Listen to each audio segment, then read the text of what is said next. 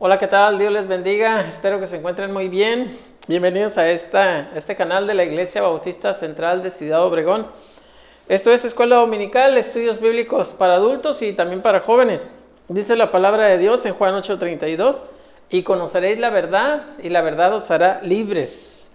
Bien, este es el estudio número 9 de Jeremías. Número 9 ya. Corresponde al día domingo 21 de agosto 2022. El tema es la caída de Jerusalén. Bien, recuerde que cada domingo a las 10 de la mañana les tenemos nuevos estudios, no se los pierda. Es demasiado importante que usted conozca la palabra de Dios, así es. Bien, vamos a leer una parte de la palabra de Dios correspondiente al tema de este estudio. La base bíblica completa, básica, es Jeremías 39 del 1 al 18, o sea, todo el capítulo 39. Espero que tengan por ahí sus Biblias ya, hermanos, bien listas. Vamos a leer ahorita Jeremías 39 del 1 al 5. Empezamos. En el 9º año de Sedequías, rey de Judá, en el mes 10, vino Nabucodonosor, rey de Babilonia, con todo su ejército contra Jerusalén y la sitiaron. Y en el 11º año de Sedequías, en el mes 4, a los 9 días del mes, se abrió brecha en el muro de la ciudad, y entraron todos los príncipes del rey de Babilonia, y acamparon a la puerta de en medio. Nergal-Sarecer, Sargat-Nebum, Sarsequim el Rabsarit, Nergal-Sarecer el Rabmat, y todos los demás príncipes del rey de Babilonia. Y viéndolo Sedequías, rey de Judá, todos los hombres de guerra huyeron y salieron de noche de la ciudad por el camino del huerto del rey, por la puerta entre los dos muros, y salió el rey por el camino del Arabá. Pero el ejército de los caldeos los siguió y alcanzaron a Sedequías en los llanos de Jericó, y le tomaron y le hicieron subir a Ribla, en tierra de Hamán, donde estaba Nabucodonosor, rey de Babilonia, y le sentenció. Amén. Dios bendiga su palabra. Bien, vamos a orar para poner este tiempo en las manos de nuestro Dios. Oramos. Bendito Dios y Padre Celestial, te damos gracias por este tiempo que nos permites estar aquí exponiendo tu palabra. Te pedimos que añadas bendición a ella, que pueda llegar a muchos corazones necesitados, mi Dios, que sirva para la edificación de tu iglesia, con el perdón de nuestros pecados, en el nombre de tu Hijo amado, nuestro Señor y Salvador Jesucristo, oramos. Amén. Bien, vamos a entrar a la introducción de este tema, la caída de Jerusalén. Recuerden, en el estudio anterior, pues Jerusalén quedó sitiada, ¿verdad? Sitiada. Y en este capítulo 39, pues ya entra Nabucodonosor, su ejército, y pues la invaden, ¿verdad? Completamente. Bien. En este estudio vamos a ver un poquito de introducción. Fíjese bien. Presenta la situación caótica, así es, una situación caótica en los años finales del reino de Judá, alrededor del año 600 antes de Cristo. Ya hace más, vamos a ubicarnos en aquel tiempo, ¿sí? 600 antes de Cristo. Entonces, ya hace más de un siglo que el reino del norte, o sea, Israel, ha desaparecido entre las fuerzas, por la fuerza militar de Asiria, ¿verdad? Ya hacía mucho tiempo atrás, ubicándonos en este año 600 antes de Cristo, que la parte del norte, o sea, Israel, ¿verdad?, había sido conquistado.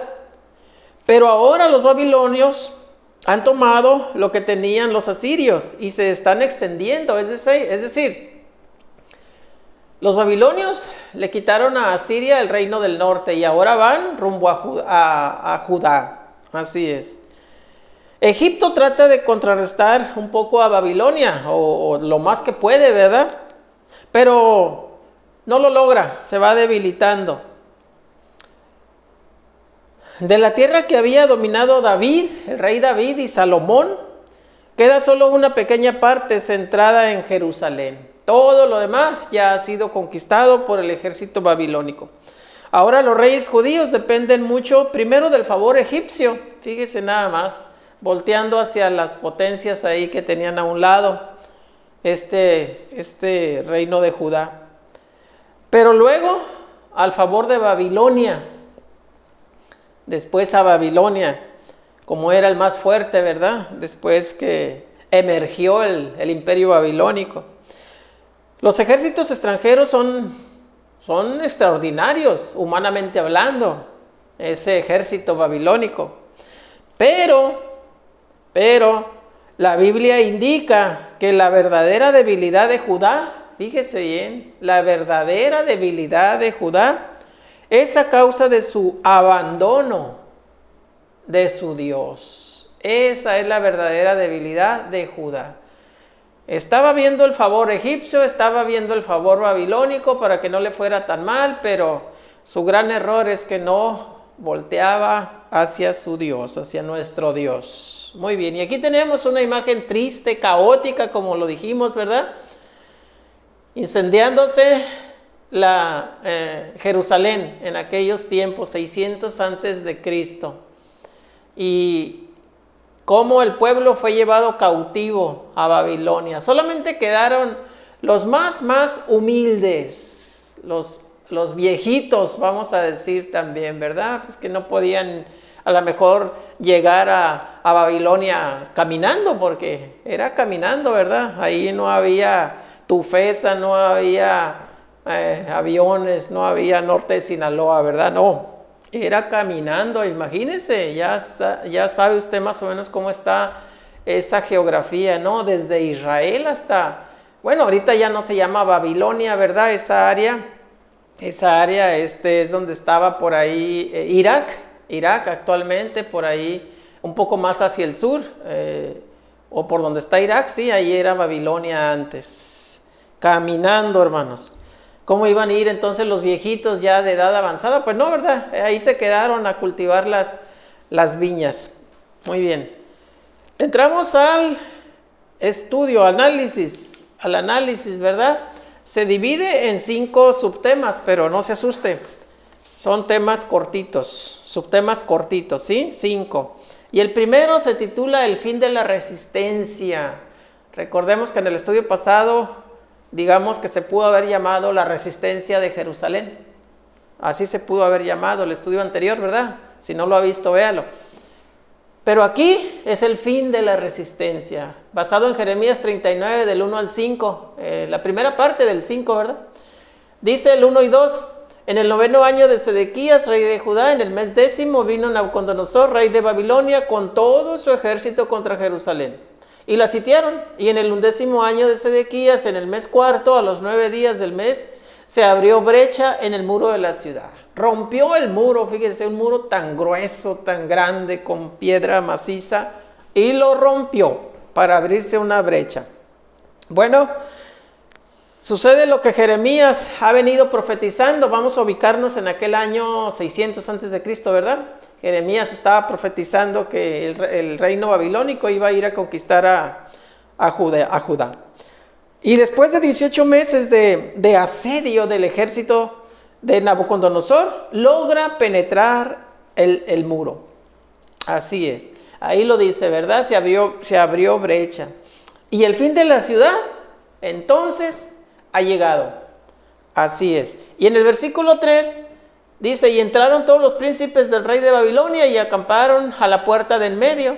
Nergal-Sarecer, Samgar-Nebo, Sarsequim el Rapsaris, Nergal-Sarecer el Rabmag y todos los demás príncipes del rey de Babilonia. ¿Verdad? ¿Qué nombres tan difíciles tenían estos babilonios? Bueno, entonces los altos oficiales de Babilonia, como estos que acabamos de mencionar, pues eran militares, eran funcionarios civiles y eran consejeros, eran adivinos también, algunos de ellos, ¿verdad?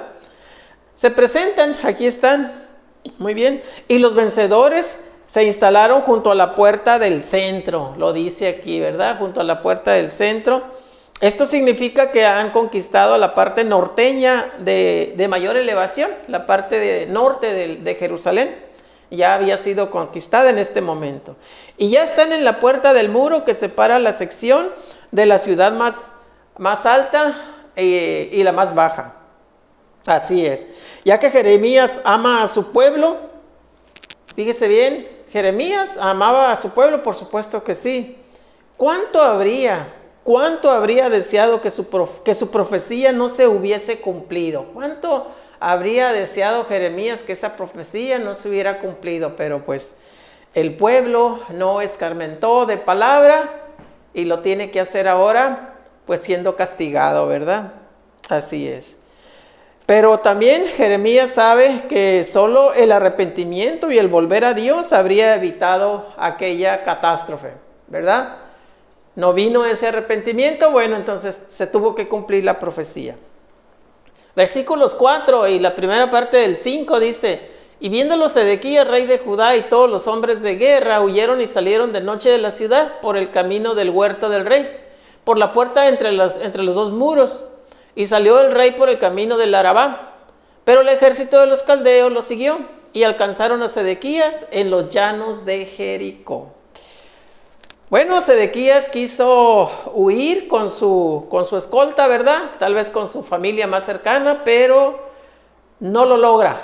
Tristemente no lo logra, y lo que le espera es, podríamos decir, terrorífico, hermanos, terrorífico. Una experiencia sumamente lamentable. Entonces, sucedió al verlos, dice ahí, ¿verdad? Sedequías y sus hombres de guerra de noche huyeron de noche, ¿verdad? En la dirección opuesta, hacia el sur, ¿verdad?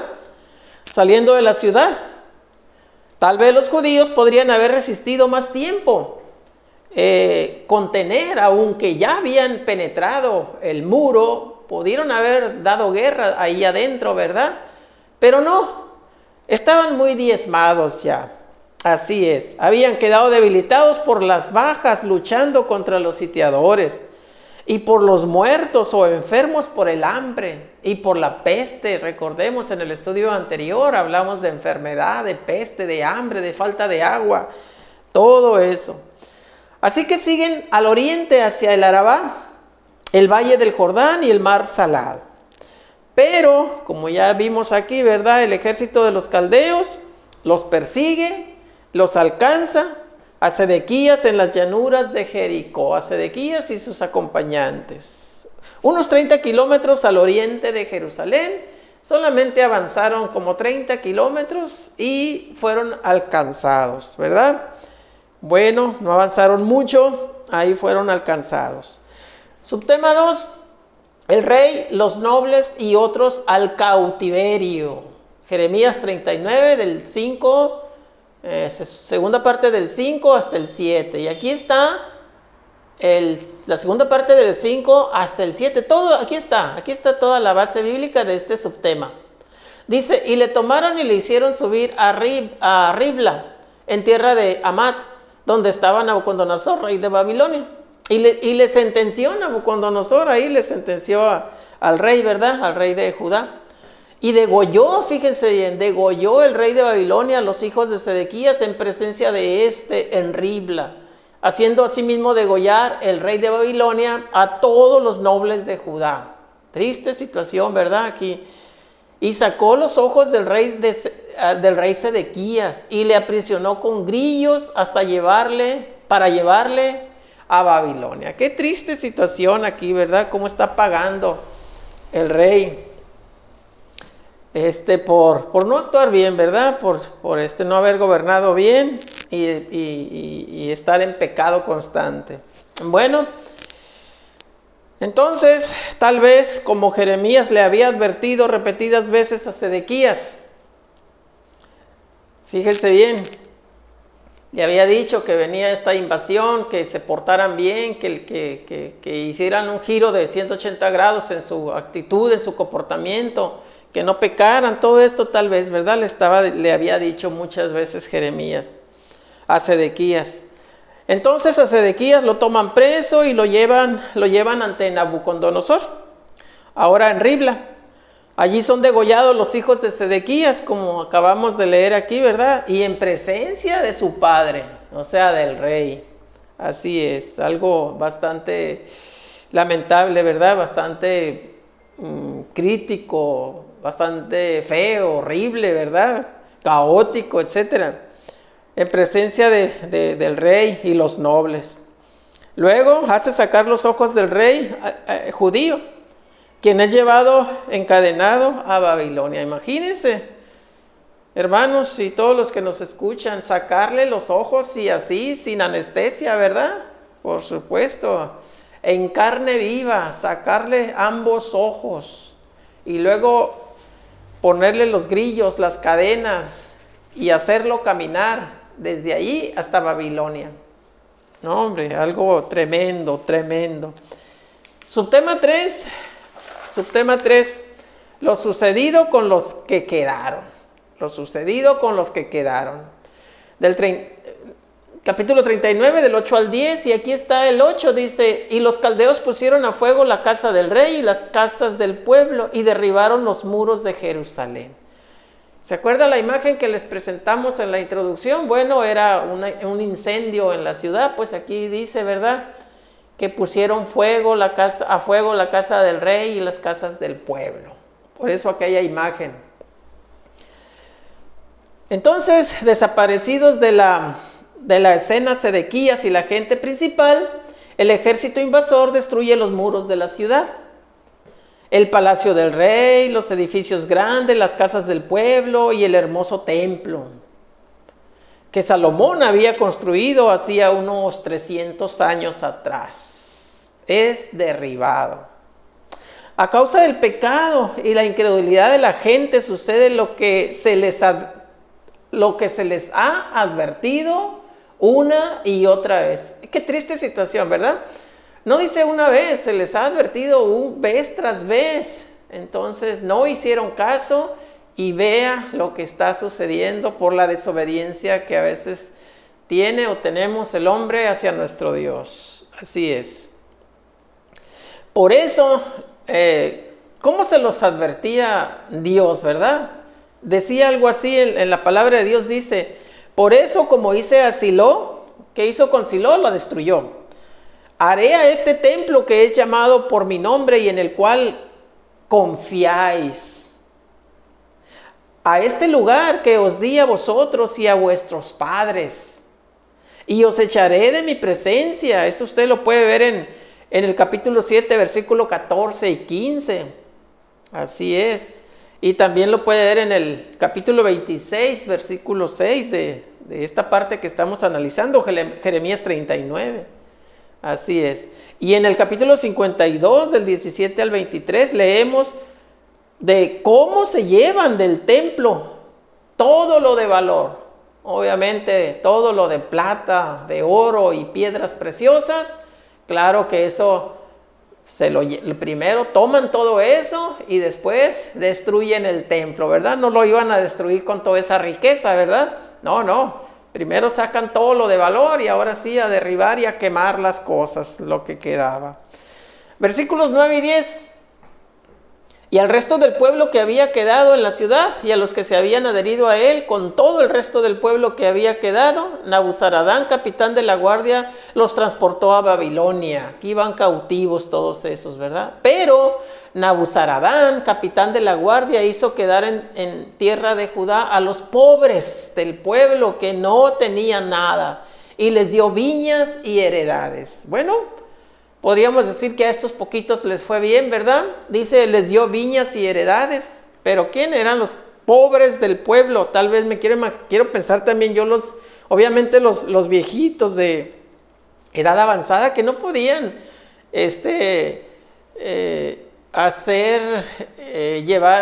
caminar tanto tramo, ¿verdad? Desde Judá hasta Babilonia. Así es. Bueno, entonces el resto de la gente que quedó, incluyendo a los desertores que antes salieron de la ciudad, los hizo llevar cautivos a Babilonia. Aquí lo dice, ¿verdad? Es decir, todos, menos algunos de los pobres que menciona aquí, ¿verdad? Que no tenían nada. a quienes hizo quedar como viñadores y labradores. Este fue para Judá el cautiverio final de 3, o sea, el tercero, con un total de 4,600 personas llevadas a Babilonia. No son pocas, ¿verdad? 4,600 personas cautivas hacia Babilonia. Bien, imagínense, 4,600, pero súmele todas las que fueron muertas, que también no fueron pocas. Entonces ahí ya nos da, ¿qué serán? Unos 6,000, 7,000 personas, ¿verdad? Bueno, subtema 4, lo sucedido a Jeremías. Del 11 al 14, y aquí está el 11 y el 12, dice: y Nabucodonosor había ordenado a Nabuzaradán, capitán de la guardia, acerca de Jeremías, diciendo: tómale y vela por él, y no le hagas mal alguno, sino que harás con él como él te dijere. Qué bien por Jeremías, ¿verdad? Qué bien. Fíjese cómo le suceden las cosas a una persona que obra bien. Fíjese cómo Dios da protección, por supuesto, si andamos en sus caminos. Aquí lo estamos viendo con Jeremías. Nabucodonosor llegó a saber, quizás por medio de los desertores de Judá. ¿Quiénes son los desertores de Judá? Pues la gente que, viendo que no tenía esperanzas Judá, se hizo hacia el lado de los babilonios, y tal vez fueron de soplones, ¿verdad? Pero bueno, ¿qué se dice que les pudieron haber dicho los desertores de Judá a Nabucodonosor? Bueno, que Jeremías había recomendado que Sedequías se entregara a los babilonios, que no luchara. ¿Por qué? Porque no tenía caso, ¿verdad? Entonces Jeremías seguramente le dijo al rey de Judá que se rindiera para evitar tantas muertes. Y tal vez Nabucodonosor lo supo, ¿verdad? Entonces, por esta razón, Nabucodonosor da órdenes de que se le trate bien a Jeremías. Fíjese bien, pero pues todo era plan de Dios, ¿verdad? Dios no iba a permitir que Jeremías sufriera, porque Jeremías era su siervo, era su profeta en ese tiempo, quien daba a conocer su palabra, la palabra de Dios al pueblo de Judá. Así es. Entonces Dios lo protegió, así es. Versículos 13 y 14. Envió por tanto Nabuzaradán, capitán de la guardia, a Nabuzazban, el Rabsaris, Nergal-Sarecer, el Rabmag y todos los príncipes del rey de Babilonia. Enviaron entonces y tomaron a Jeremías del patio de la cárcel y lo entregaron a Gedalías, hijo de Ahicam, hijo de Safán, para que lo sacase a casa, y vivió entre el pueblo. Entonces, Jeremías no fue llevado a Babilonia, no fue cautivo con todos los 4,600 que se llevaron, ¿verdad? ¿Por qué? Porque Jeremías le han de haber dicho: ¿te vas o te quedas? Si te vas, no vas a sufrir de todos modos, vas a estar con los nobles allá, porque eres protegido del rey del imperio, Nabucodonosor. Pero si te quieres quedar, no hay problema, ¿ok? Y decide quedarse, fíjense, decide quedarse. Esta orden se pasa a los otros oficiales, y a Jeremías le quitan los grilletes, a Jeremías le quitan las cadenas. Entonces se le da la opción de que él decida: te vas o te quedas. Si te vas con nosotros, no vas a sufrir como tus compatriotas, tú eres protegido, y si te quedas no hay problema, ¿verdad? Seguramente le dijeron. Entonces, decíamos que el profeta muestra patriotismo, ¿verdad? Porque se queda. Y espiritualidad al permanecer en su país, patriotismo y espiritualidad, ¿verdad? En medio de profundos problemas, por supuesto, porque la ciudad, los muros derribados, las casas principales destruidas y aún incendiadas. Fíjese qué escenario, ¿no? Y así decidió quedarse Jeremías, siendo que si él se iba a Babilonia, seguramente iba a vivir en el palacio del rey, a lo mejor, ¿verdad? ¿Por qué no? Iba a ser tal vez un consejero, iba a tener un buen puesto allá en el imperio babilónico, ¿verdad? Pero no, él decide quedarse en la ciudad completamente arruinada. Vea nada más. Pero es un siervo de Dios, ¿verdad? Entendemos por qué lo hizo. ¿Usted se habría quedado o se habría ido a Babilonia, hermano, hermana? Ahí escríbalo para saber. Muy bien, seguimos.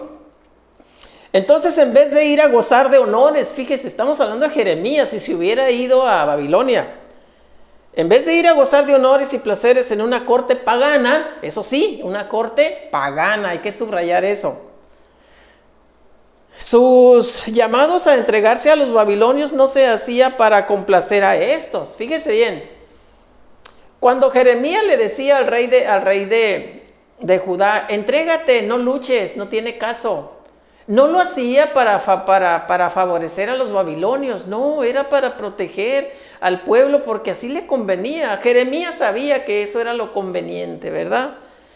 Entonces lo hacía para el bien de Judá y para obedecer a Dios, porque Dios así le recomendó también a Jeremías. Dile que se rinda, que no tiene caso que luche. Así que se queda con Gedalías, a quien los babilonios han dejado a cargo de las ciudades de Judá. Y habitó en medio del pueblo. Así es, muy bien. Ahí habitó entre el pueblo, ¿verdad, Jeremías? Muy bien por Jeremías. Subtema 5, la profecía acerca de Ebed-Melech. ¿Ok?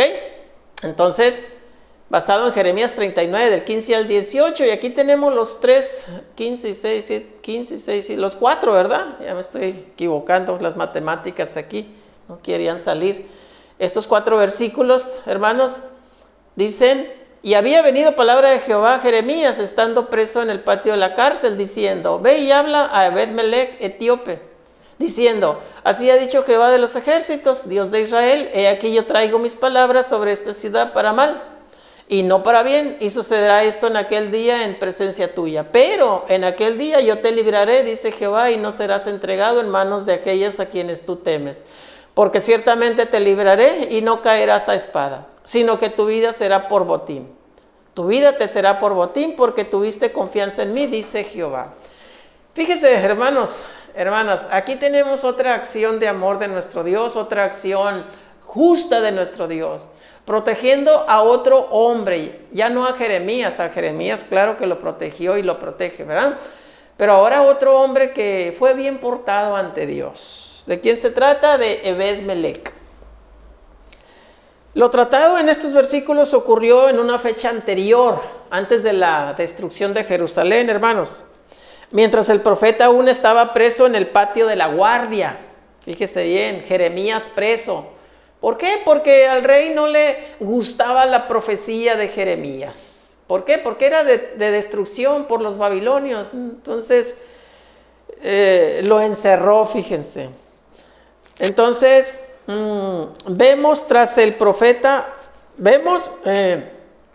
mientras el profeta aún estaba preso en el patio de la guardia, habíamos dicho, ¿verdad? Entonces vemos que Dios se preocupa del bienestar de un funcionario extranjero, etíope. Aquí lo dice, ¿verdad?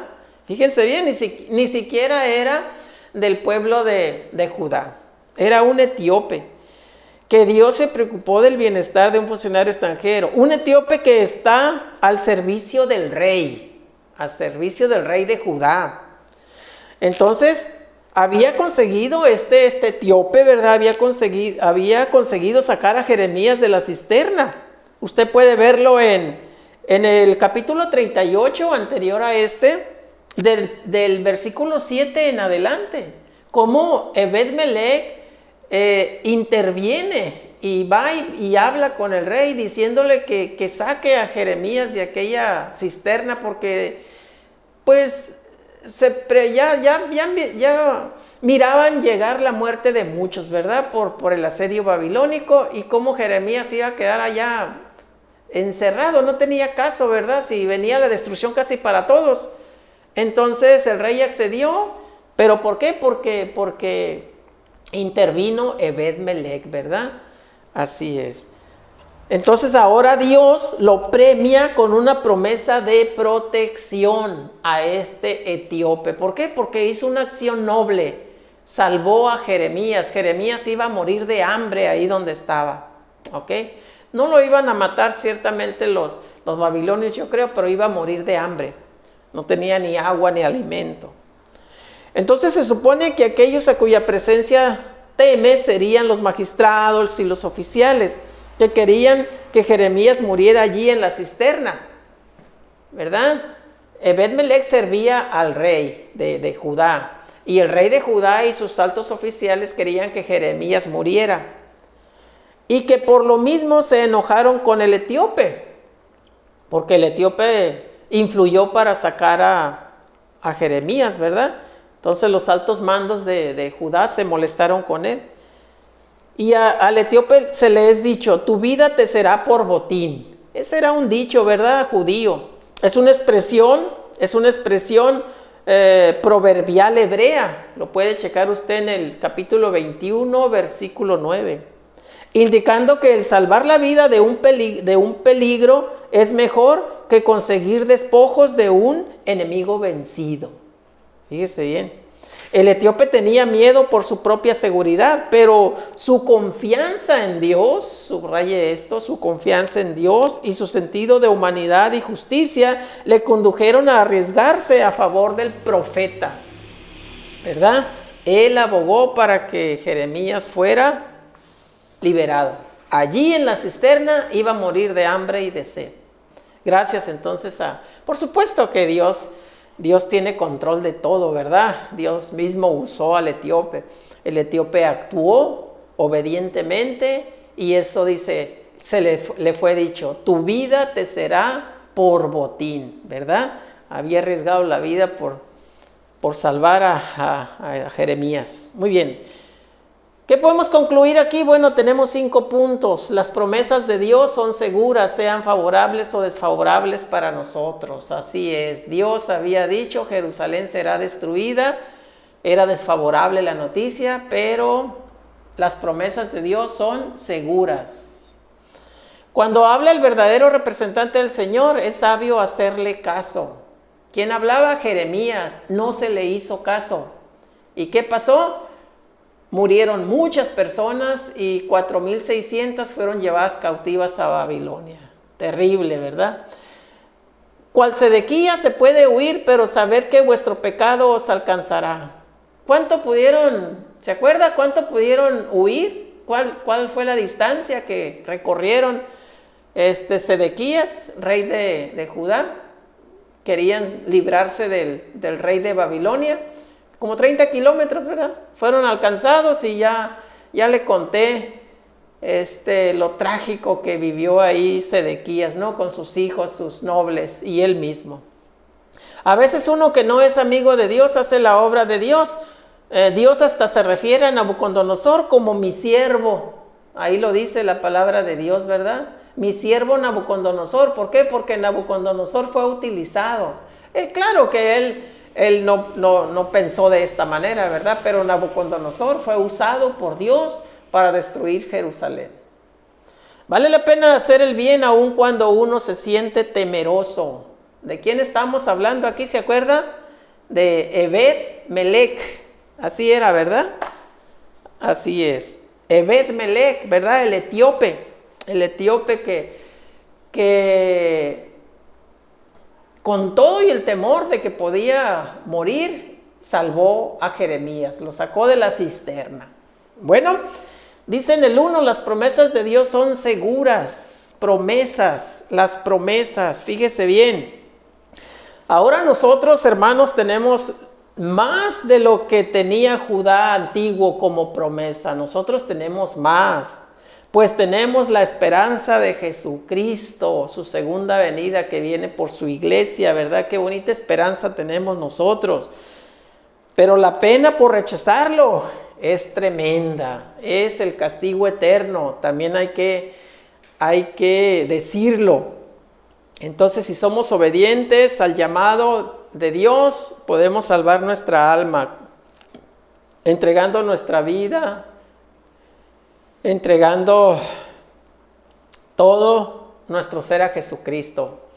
Usted ya hizo esa entrega, ya tiene a Jesucristo en su corazón como Señor y Salvador. Si es así, le felicito. Es lo más sabio que una persona puede hacer en esta vida, en este mundo. Si no, déjeme decirle que es muy sencillo, es muy fácil. Solamente declárese ante Dios de una forma sincera que es pecador.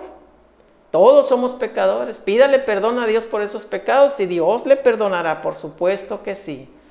Ábrale las puertas de su corazón a Cristo y deje que entre Cristo a su corazón como Señor y Salvador de su alma.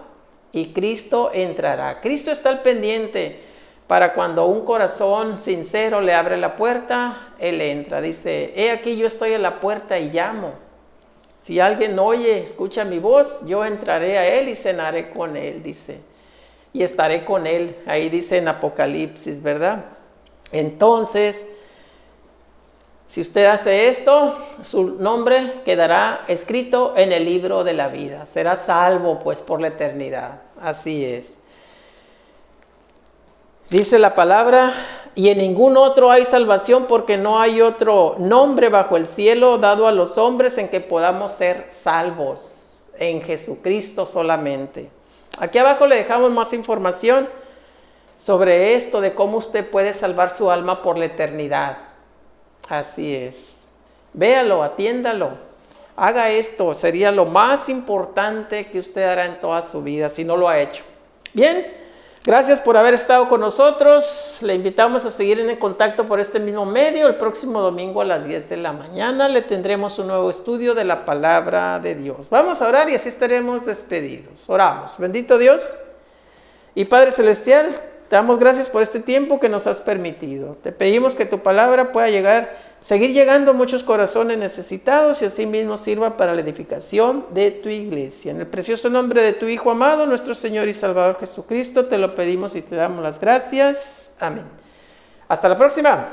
Dios les bendiga.